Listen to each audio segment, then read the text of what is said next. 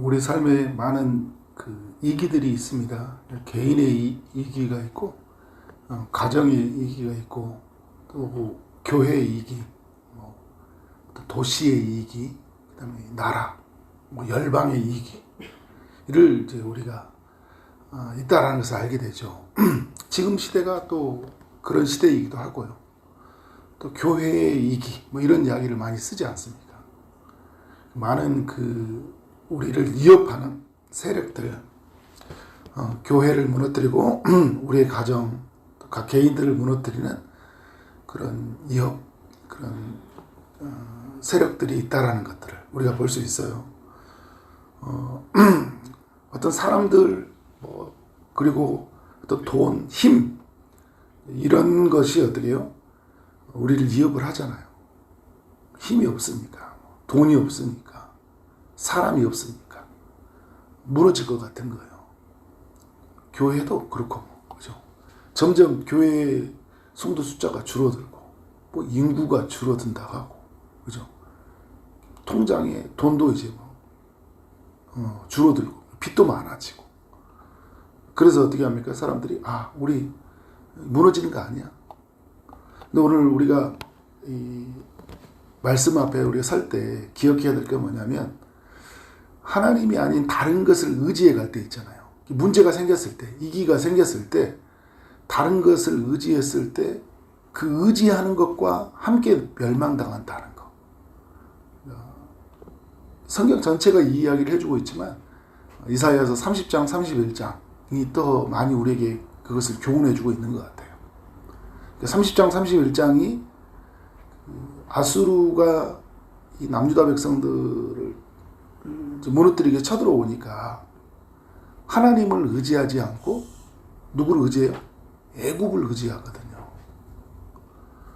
오늘 이제 말씀을 보니까 도움을 구하러 애굽으로 내려가는 자들은 화 있을지언정 이야기하고 있어요. 애굽에 왜 내려가려고 하는 걸까요? 병거가 많고 마병이 심히 강하고, 그죠? 그 말들이 많고, 그러니까 어떻게 해요? 군사력이 탄탄하잖아요. 애굽을 붙잡으면 어떻게 해요? 아수르하고 해볼 만한 거예요. 아수르의 공격을 막을 만한 거예요. 그러니까 우리 인생에 여러 가지 그런 위험들이 올 때 우리는 그거와 견줄 만한 대상을 찾잖아요. 그거보다 더 강한 대상을 찾거든요. 그런데 그보다 강한 대상이 있냐라는 거예요. 오늘 제 말씀을 보니까 1절 하반절에서 이스라엘의 거룩하신 이를 앙모하지 아니하며 여호와를 구하지 아니한다. 그러니까 하나님을 앙모하지 않고 하나님을 구하지 아니하고 다른 길을 찾는 것, 그것이 얼마나 어리석은 것이고 그것은 우리 삶 전체를 무너뜨리는 가장 악한 선택이 되어버리는 거예요. 그러니까 여러분, 예를 들어서 교회의 이기가 찾아왔는데, 그죠? 이거를 돈의 문제로 바라보고, 그죠? 어떻게 하든지 돈을 모으려고 하면, 교회가 문제가 찾아왔는데 사람이 없어서 교회가 어렵다. 그렇게 가버릴 수 있죠. 목회를 하는 목사도 그렇고 성도들도 우리 교회는 일꾼이 없어, 사람이 없어, 이런 구도로 가버리면 어떻게 해요? 이게 누구를 의지하고 있는 거예요? 사람을 의지하고 있는 거잖아요. 한 사람이 천을 이기고 두 사람이 만을 이기는데 하나님이 약한 자들을 통해, 그죠? 강한 자들을 부끄러워하시는데, 그죠? 적은 자를 통해 천을 이루시고 강국을 이루시는 하나님의 일하심을 저버리는 거잖아요.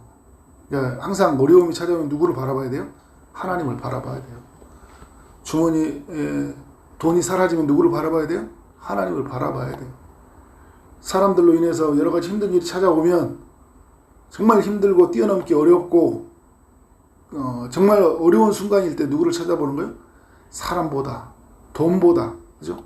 강하신 하나님을 바라봐야 되는 거예요. 네. 2절에 이런 이야기 하고 있어요. 여호와께서도 지혜로우신 즉 재앙을 내리실 것이라 얘기해요. 하나님이 보시고요, 우리가 막 돈 의지하고 사람 의지하고 힘 의지하면요, 하나님 모르실 것 같죠? 아신다는 거예요. 지혜로우신 자. 야, 너 누구를 사랑하냐? 너 누가 관심이야? 누가 도와줄 것 같아?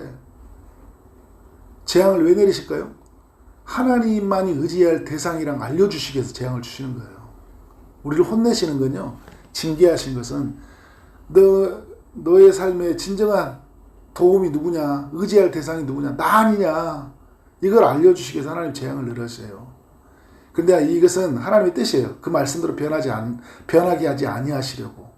일어나서 악행하는 자들의 집을 치시며 악행을 돕는 자들을 치시리니. 이렇게 하나님이 만들어 가신 것은요, 변하지 않아요. 근데 하나님은 어떻게 일을 행하시냐면요, 3절과 2절도 그렇고요, 3절도 이야기하는 게 뭐냐면, 우리가 하나님을 의지하지 않고 다른 걸 구하잖아요. 그러면 우리도 하나님이 징계하시고요, 우리가 돕는 그 대상도 치세요. 왜냐하면 그게 아무것도 아니라는 것을 하려면 알려주시기 위해서. 그러니까 무슨 말이냐, 남유다도 치지만 남유다가 의지하는 애굽도 쳐버리겠다는 거예요. 그러니까 여러분, 우리가 누군가를 의지하잖아요. 그러면 그 사람도 당해요. 그러니까 여러분, 우리는 사람을 의지하면 안 돼요. 그 사람을 봐서라도 그 사람을 의지하면 안 되는 거예요. 그죠? 내가 막 누군가를 의지하잖아요. 그 사람도 당하는 거예요. 그러니까 그래서 굉장히 우리의 삶은 신중해야죠. 영적으로 어떻게 겸손해야 되겠죠. 3절에 중요한 메시지를 던지고 있습니다. 우리에게. 애굽은 무엇이 아니라고요? 사람이라는 거예요. 신이 아니라는 거예요. 하나님이 아니라는 거예요. 그들의 말들이 있죠. 말들. 애굽은 굉장히 군사력이 탄탄한 나라니까. 그 말들은 육체라는 거예요. 영이 아니라는 거예요. 그죠? 영은 누구예요? 하나님이 영이시니. 그죠? 하나님이 아니에요. 여호와께서 그의 손을 펴시며 돕는 자도 넘어지며 도움을 받는 자도 엎드려져서 다 함께 어떻게 한다? 멸망하리라. 꼭 기억해야 돼요. 우리가 의지하는 그것은 사라지는 거예요. 멸망하는 거예요. 하나님은 누구시냐면, 여호와께서 이가실 때 사자의 비유를 이야기하잖아요. 그러면 이 이야기는 무슨 이야기냐면, 하나님은 사자처럼 강하다라는 걸 이야기해주고 있거든요. 그리고 5절의 이야기는 뭐냐면, 새가 날개치며 그 새끼를 보호함 같이 나 만군의 여호와가 이스라엘을 보호할 것이다. 그 새가 새끼를 보호하는 것처럼 하나님 보호자다. 그러니까 하나님은 강하시고 하나님은 보호자라는 거예요. 누구의 보호자예요? 우리의 보호자예요. 그리고 하나님은 그 어떤 누구보다 강하다는 거예요. 근데 오늘 이 말씀은 누구보다 강하다는 이야기 할까요? 아수르가 지금 전쟁에 이업을 하고 있잖아요. 아수르보다 강하고, 그리고 남유다가 의지하고 있던 그 애굽보다 더 강하다라는 거예요. 사실 유다가 그 비유가 이렇게 사자라는 비유를 쓰잖아요. 그죠?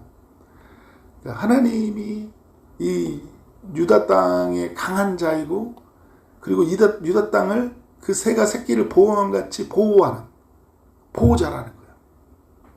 그래서 그것을 호위하며 건지며 뛰어넘어 어떻게 한다고요? 구원하리라. 하나님이 우리를 구원해 주실 수 있다는 거예요. 그래서 여러분, 삶의 위기가 찾아오면 하나님이 가장 강하신 분이다. 그러니까 아수르보다 강하고 애굽보다 강하고 내가 의지하는 대상보다 가장 강한, 우리 여러분, 그래서 가장 강한 자 앞에 가야 돼요. 그리고 가장 나를 보호해 줄 수 있는 이의 그 속에서 숨어야 돼요. 새가 새끼를 이렇게 보호한 것처럼. 하나님, 저 좀 살려주세요. 저 좀 도와주세요. 그죠? 우리 눈에 보이는 것들을 따라, 가능성이 있는 것들 따라서 그렇게 가려고 하잖아요. 그러니까 자꾸 우리는 눈을 감아버려야 돼요. 그리고 여러분, 사람을 향해서 길을 닫아야 돼요. 그러니까 자꾸 사람들은 피할 수 있는 모습을 해서 길을 제시해 주거든요. 고집이 세라는 이야기가 아니라 사람들 앞에 막 꽉 막힌 사람이 되라, 이런 의미는 아닌데, 이게 무슨 말이냐면 어떤 방법론을 구하는 어떤 사람의 지혜 있잖아요. 이게 자꾸 길을 열려고 한단 말이에요. 어떻게 하죠? 돈 되는 길이 뭐죠? 피할 수 있는 길이 뭐죠? 그러니까 자꾸 귀가 열리잖아요. 누구에게 길을 열어야 돼요? 하나님께 길을 열라는 이야기예요. 눈을 감으라는 이야기는 누구를 보라는 이야기예요? 하나님을 보라는 이야기예요. 그래서 삶에 어려운 일이 생기면 여러분 눈을 감아버리세요. 그리고 하나님이 영이시라고 이야기하잖아요. 하나님이 신이에요. 하나님이 도우실 수 있다. 그러니까 어려운 일이 생기면 우리가 삶의 시선을 15도만 올리라겠죠. 눈에. 그럼 하나님이 보이니까. 근데 세상이 또 보이잖아. 이렇게 보는데도 보이잖아요. 그러니까 어떻게 감아버리세요. 누구를 바라봐요? 하나님을 바라봐요. 그래서 우리가 여러분 기도할 때 눈 감고 기도하잖아요. 그죠? 참 그런 의미가 있다고 생각이 돼요. 난 누구만 바라보겠다는 거예요? 하나님만 바라보겠다는 거예요. 물론 피곤하면 눈도 떠있을 수 있어요. 그죠? 근데 이게 중요한 의미가 그런 거라는 거죠. 6절에 보면요. 이제 이스라엘이 남유다가 정말 해야 될 일이 뭐냐면 이스라엘 자손들아 너희는 심히 거역하던 자에게로 어떻게 한다고요? 돌아오라. 누구에게 돌아오라는 이야기예요? 하나님께 돌아오라는 거예요. 지금 이들은 지금 사실은 애굽에 가 있지는 않아요. 근데 마음이 어디에 가 있어요? 애굽에 가 있잖아요. 여러분 그러잖아요. 여러분 교회에 와 있죠. 근데 마음이 어디에 가 있을 수 있어요? 돈에 갈 수 있고 사람에 갈 수 있고 막 어떤 일에 갈 수 있잖아요. 그러니까 지금 어디로 돌아오라고요? 하나님께로 리턴 돌아와. 하나님 품 안에서 돌아오라. 너희가 자기 손으로 만들어 범죄한 은우상, 금우상을 그날에는 각 사람이 던져버릴 것이로. 은우상, 금, 우상을 버리라는 건요. 이 남유다가 물질주의, 그죠? 지금 우리로 말하면 물질 만능주의죠. 돈이면 모든 걸 다 해결할 수 있다라는. 근데 결국 이런 거거든요. 남유다가 무너지면 뭐가 무너지는 거예요? 나라가 무너지죠. 그러면 뭐가 생겨요? 빈궁한 세상, 가난한 세상을 맞이할 거 아니에요. 결국 그 중심에는 뭐가 있어요? 돈이 있잖아요. 여러분 우리도 보면 결국 뭐가 있어요? 그 속에 들어가면 돈이 있다고요. 그러니까 어떻게 해요?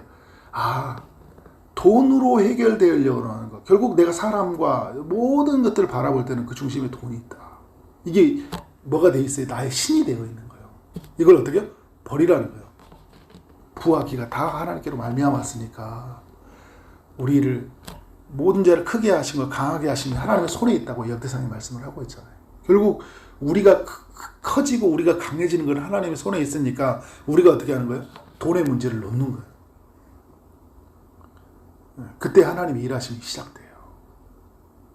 하나님께로 가는 거예요. 여러분 마음이 하나님께로 간다고 할 때 돈에 꽉 차 있는 나는 절대 이것을 못 놓고 꽉 붙들려 있으면 이게 마음이 하나님께로 간 거예요? 아니잖아요. 돈에 머물러 있잖아요. 결국 하나님도요. 내가 돈을 더 잃을 것 같아서 하나님 앞에 붙들리는 거고요. 돈을 더 얻으려고 하나님께 붙들리는 거예요. 이건 누구를 붙잡고 있는 거예요? 결국은 돈을 붙잡고 있는 거예요. 내려놔야 돼요, 여러분. 내려놔야 돼요. 그리고 하나님께 전적으로 매달려요. 그러면 공중의 새도 다 하나님이 먹이시고 입히시는데 그죠? 하물며 너희일까 보냐라는 거예요. 먼저 너희는 그의 나라와 그 일을 구하라. 그러면 이 모든 것을 너희에게 더하시리라. 하나님이 우리가 먹고 막 사는 거 있잖아요. 더해 주신 은혜를 경험해요. 하나님께 돌아가요. 그리고 8절과 9절 이야기해 주잖아요. 아수르는 어떻게 한다고요? 칼에 엎드려질 것이다. 너희 지금 아수르가 공격해 왔잖아요. 걱정하지 마. 나 의지해. 그러면 어떻게 해요? 그리고 네가 생각하는 너의 우상을 버려. 근데 너 위협하는 대상이 있잖아. 칼에 엎드려질 거야. 무너질 거라는 거야. 사람의 칼로 말미암이 아니라. 그러니까 여러분 이런 거예요.